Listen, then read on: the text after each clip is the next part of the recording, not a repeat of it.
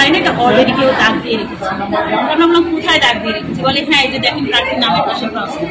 আমরা এটা তো হতে পারে না, প্রত্যেকটা ব্যালট পেপারই তো আমরা মোটামুটি চেক করে দিই, আপনিও তো চেক করে নিয়েছেন। বলে হ্যাঁ ম্যাডাম আমাকে তো 6টা পেপার দিয়েছে, তো যখন এইটা যখন দিতে গেলাম এই জায়গাতেই আমি দেখলাম যেটা আগে ইউজ করা, শুরুতেই আমি এটা পেয়েছি, আমি শুরুতেই বের করে আসলাম। আমি বললাম এটা আপনি দিয়েছেন কিনা, বলে না না ম্যাডাম আমরা দিই। আমি বললাম আচ্ছা ঠিক আছে, আমরা আপনাকে বিলিভ করলাম, আপনি কোন টেবিল থেকে দিয়েছেন। তারপর সেই টেবিলে আমরা গেলাম, সেই টেবিলে সব মোটামুটি রেগুলারলি যতখানি ব্যালট পেপার চেক করা সম্ভব আমরা চেক করলাম।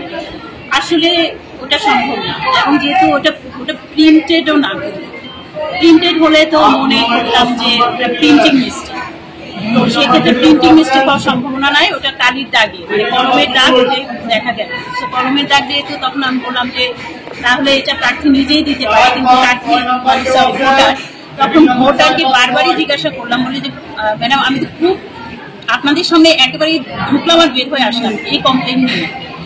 তো এখন ও যেহেতু বারবারই বললো যে এটা ম্যাডাম আমি দিই নাই, আমি এটা দিতে চাচ্ছি, আপনারা আমাকে দিতে দিচ্ছেন না, তখন আমরা বললাম যে ঠিক আছে আপনারা একটা ফ্রেশ কপি দিতে পারি, আপনি যেহেতু বারবার দাবি করছেন যে এটা আগে থেকেই দাঁড়া হচ্ছে, ওই জন্য তাকে আমরা একটা ফ্রেশ কপি দিয়েছি এবং সে ভোট দিয়ে চলে গেছে। এবং সেক্ষেত্রে কেন্দ্র প্রধান এবং টিচাররা যারা ছিলেন পর্যবেক্ষক সবার সাথে কথা বলে এটা করা হয়েছে।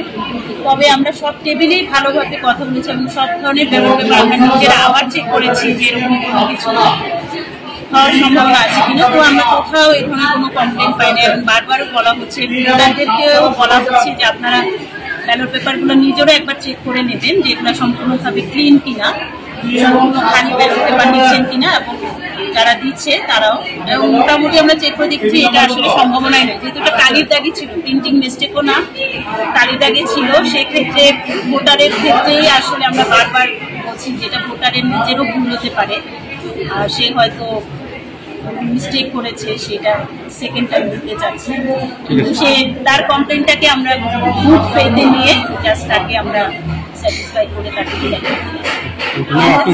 আরেকটা বিষয় এই ব্যালটগুলো মূলত থেকে কিভাবে আনা হয়েছে, মানে আমরা একদম সকালবেলায় আনা হয়েছে, কোনোটাই কোনো রাতে আনা হয় নাই, একদম সকাল 6:30টায় সেগুলো বহু লোকের সামনে কেন্দ্র প্রধান সেগুলো রিসিভ করেছেন, এবং আরো কয়েকজন লোক ছিল প্রক্টর অফিসের মাধ্যমে এগুলো এখানে আনা হয়েছে, এবং সবার সামনেই সেগুলো খুলে ডিস্ট্রিবিউশন করা হয়েছে, এবং ব্যালট বক্সও তো সবার সামনে চেক করে সিল করা হয়েছে।